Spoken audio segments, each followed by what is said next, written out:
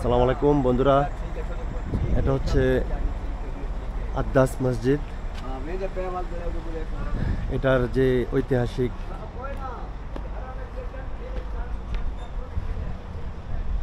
পিছনের যে করুণ ইতিহাস, সেটা হচ্ছে আমাদের প্রিয় নবী হজরত মুহাম্মদ সাল্লাল্লাহু আলাইহি সাল্লাম মক্কা থেকে দ্বীনের দাওয়াতের কাজে যখন মদিনায় তায়েফে আসছেন, তখন কাফেররা এই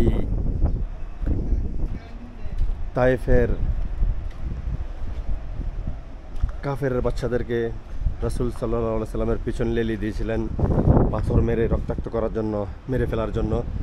আর শহরের ওই পাশটায় ওই জায়গাটা এখন স্পেসিফিক নাই।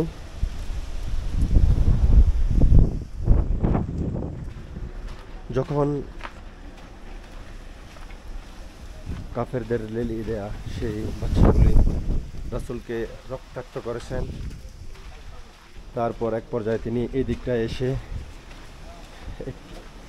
সেই আঙ্গুর বাগান, এখানকার আঙ্গুর বাগানের কর্মচারী ছিলেন আদ্দাস। আঙ্গুরের বাগানে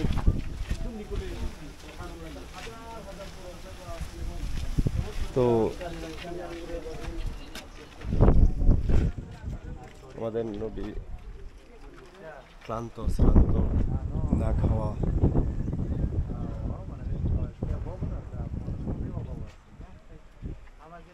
সেই অবস্থায় ক্ষুধার্ত অবস্থায় এখানে এসে আশ্রয় নিয়েছিলেন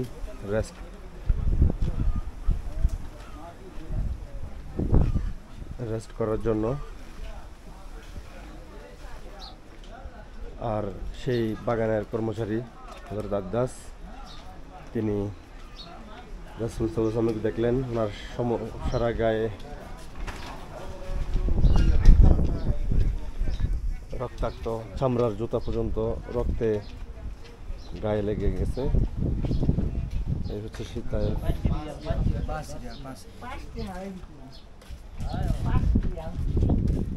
আসলে এখানে আসলে আবেগ ধরে রাখা খুব কষ্টকর। এই সেই বাগান,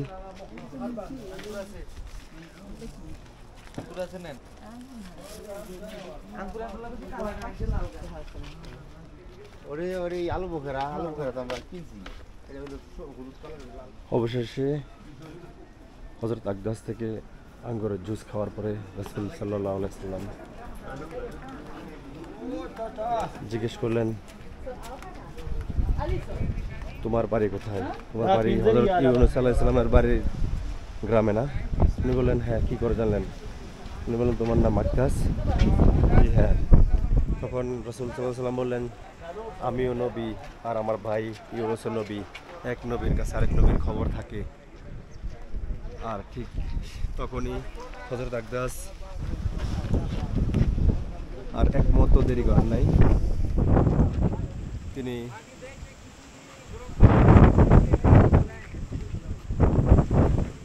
ইসলাম ধর্ম কবুল করেছেন।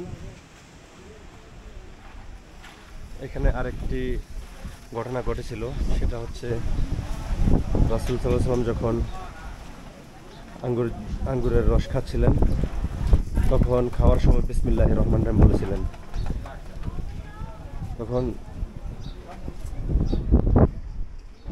সেই হযরত আদ্দাস উনি জিজ্ঞেস করলেন, আপনি এটা কি বললেন, কি পড়লেন? সেটা তো জীবনে কখনো শুনি নাই। তো তিনি বললেন, এটা আমাদের প্রতিপালকের নামে আমরা খাওয়া শুরু করি, এটা দোয়া। তারপর তিনি ইসলাম ধর্ম কবুল করেন।